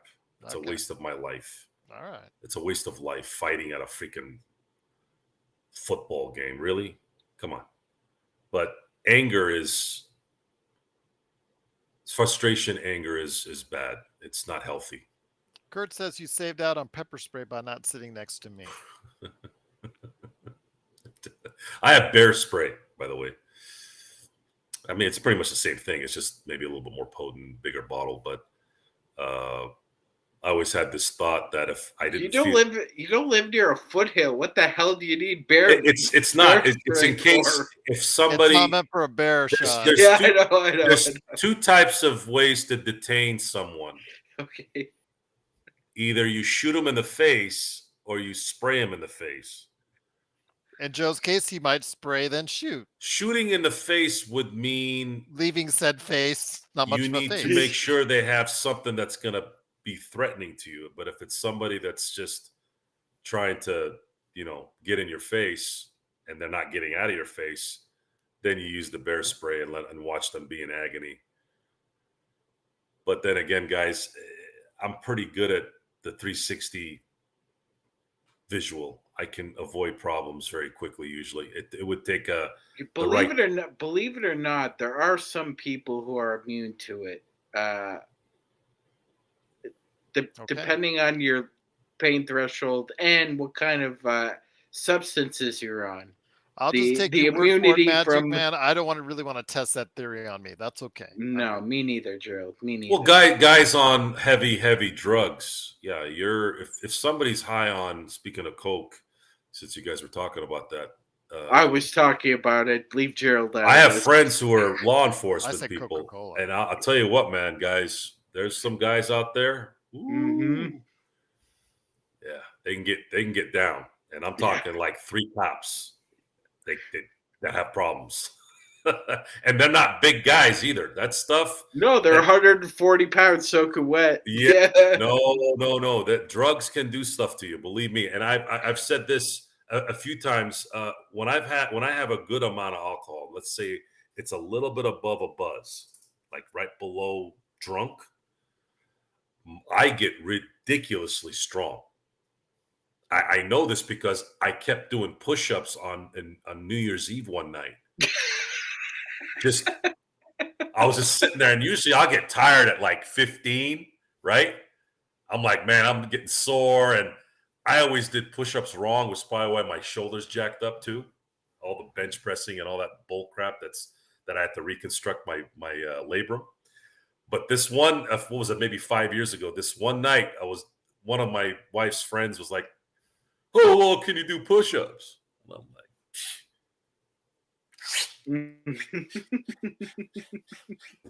and man, I was like, man, I'm going to get to 15 and I'm going to crap out, right? All of a sudden, I'm like, damn, 20, 23? Damn, man, I can't do that much. I'm like, yeah, me neither. But I'm drunk as hell, so I can't feel the pain. But yeah, no, I don't live in downtown Downey. I live in Temecula. Temecula is pretty tame. There's some spots out here that are weird, but man, come on. It's a nice area. I don't have to worry about that. And that's done on purpose. It's not. It's done on purpose, guys. It's not. I didn't come from anywhere where there'd be areas that would be suspect. I would never live there. Even if I was broke, I'd still figure out a way to go somewhere where I can make sure we're safe, you know? What about the 6-minute ab workout, Kurt? Oh, that's funny. Not 6. I said 7.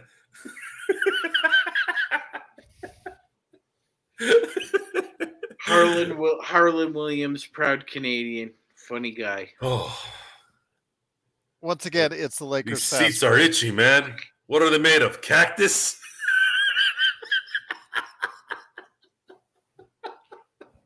It is the Lakers fast break. We truly appreciate you joining us, especially for those who've been hanging out for the entire show. Sorry we didn't talk enough Lakers for you on this episode, but you know what? We've covered a lot of ground on a lot of good things. Got a ton of basketball coverage for you for this week. And also we will provide much in the way of Lakers discussion as well. So never fear that. But Sean, you heard from Joe. Any last thoughts from you before we head on out? You know what? I appreciate Joe's passion. He was really pissed off. He's probably still pissed off, but got off his chest. Sometimes that's the best thing. Not good to hold things in. We weren't even planning a show. So Exactly. So I mean, this all happened, came together for a reason. And Joseph, you had your rant. It was excellent. I don't think a lot of disagreement will be had with that one. There's something about Mary references. Take that guy who complains we don't talk about enough Lakers. Again, absolutely. He's got a point, guys. He's got a point, though. Yeah. I am not again. He's right. He's right. But we also have many that want us to talk freely, and I'm okay with that too. That's the beauty of being able to watch our shows. We have several shows for that reason. I wasn't planning. If that play doesn't happen, I'm probably good. We're probably not ranting. But I saw you. I could see in the mental it was image bad. there. You were like the Grinch. You were like the Grinch. I could not get that off. I was checked out from that game. I didn't care. I did not care about the game at that point. I was checked out. I was on a message board talking to other Steeler fans. I basically said, F this game, F Roger Goodell. I'm done. Good night. Like, I was done. And I had to stop and just kind of cool down. I literally went outside because I couldn't. Being cheated, being played with is just not something that I can handle. And it just keeps happening. It happens. It's just, this nonsense just keeps happening. And I don't know. I feel like that something needs to happen. Somebody needs to say something, even if no one will do anything about it. At least it's out there. Now somebody plays this, they'll still hear it. Whether it does anything or not is irrelevant at this point. It's just, this is stupid. It took away from a good game. You know, we forget that sometimes the other team makes you not play well. You know, we're so easy to say, this guy sucks, and this guy's this, and this guy's that, until you find out that Kenny Pickett, who's been struggling the last couple of weeks, played against two of the best front lines in the NFL. And last week's game was brutally played. You don't see games like that anymore. I mean, there was some hits going on. And this is on TV. Could you imagine being at the game, playing in this game? The craziest game, the most physical, most just absolute brutal game I ever watched in my life was the 2008-2009 AFC Championship game, the Steelers against the Ravens, where Willis McGahee almost died. I mean, football is just, that's what that is, guys. And they need to make a decision on if this is something that people should be playing or not. I don't know. That's all that's there. That's kind of where the angst is. That's where it is. Like, well, if you're gonna play this game, play it or don't. I don't know what else to say. And on that note, yeah, it is football. But we got a lot of basketball talk on the way for this week. Again, no more football. Basketball, back to basketball this week. Back to basketball this week. Sean has done a great job behind the scenes lining up many of these interviews. Want to give him props on that. Starts off with tomorrow with Joe Mullinax talking about the Memphis Grizzlies. On Tuesday, we've got Chris Hine, Minnesota Timberwolves. On Wednesday, we've got Brendan Nunez talking the Sacramento Kings. Also, as well, we've got on Thursday, Cool McCain talking the Nuggets and Rich True talking the Warriors. A lot of basketball content. And of course, all of them will share their opinions on the Lakers. Anything else comes up news-wise on the Lakers, we'll run extra shows. It is getting closer and closer to the Lakers training camp. And we're going to go ahead and make sure that we provide you the best in Lakers talk and NBA talk and sports talk. You know what? Hell, just talk in general. Just make sure you go ahead and join us each and every time out. If you're not subscribed yet, please do so. Click on the little Joe with the beady eyes right next to me on the right-hand side. That will get you already started with us. We lost a subscriber because I finally kicked out Porno Boss forever. So goodbye to him. Got tired of his junk. But I will tell you what, though, we could use more subscribers always. So please subscribe today to get the latest notifications on when we go live with another Lakers Fast Break podcast. And, of course, for Magic Man Sean Grice, the madman from Toronto, he did get out of Toronto traffic to go ahead and vent with Joe on the NFL and the NBA. And along with Joe Soro with LakersBall.com, Simblades.com as well. It's Gerald Glassford. Thanks so much for watching and easy. Click Joe and curse at it, the search says. Yes, hey, whatever you need to do, as long as you're a subscriber, we truly appreciate it. I've got a Pop Culture Cosmos coming up tomorrow for everyone out there that's listening on audio. You'll be hearing that on Monday, so go ahead and check that out. If not, it's already up for you on YouTube, so go ahead and check it out right now if you want. But Inside Sports Fantasy Football, that's also coming this week. And, of course, all week long, we've got great shows coming at you. And to our great Lakers Fast Break community, truly appreciate all your comments, all your thoughts, the super chats from Intel Wild. Truly, truly appreciate it. And we'll be back with you more with some great stuff coming at you. We're going to be talking the Memphis Grizzlies, the Los Angeles Lakers, and the NBA starting tomorrow. And with more NBA teams on the way as well, right here at the Lakers Fast Break podcast.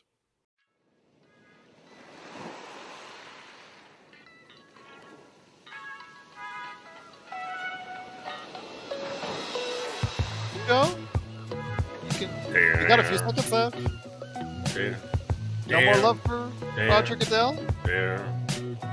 No? No last shots? No parting? You want to curse? Roger Goodell was once Paul Tagliabue's driver. Should have stayed there.